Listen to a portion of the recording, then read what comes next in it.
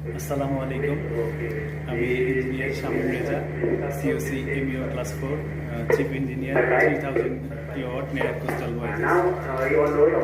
আজকে ভিডিওটা আমার কাছে অনেকেই জানতে চায় যে এসএসসি শেষে মেরিন ইঞ্জিনিয়ারিংয়ের কোনো ডিগ্রি অর্জন করা যায় কিনা।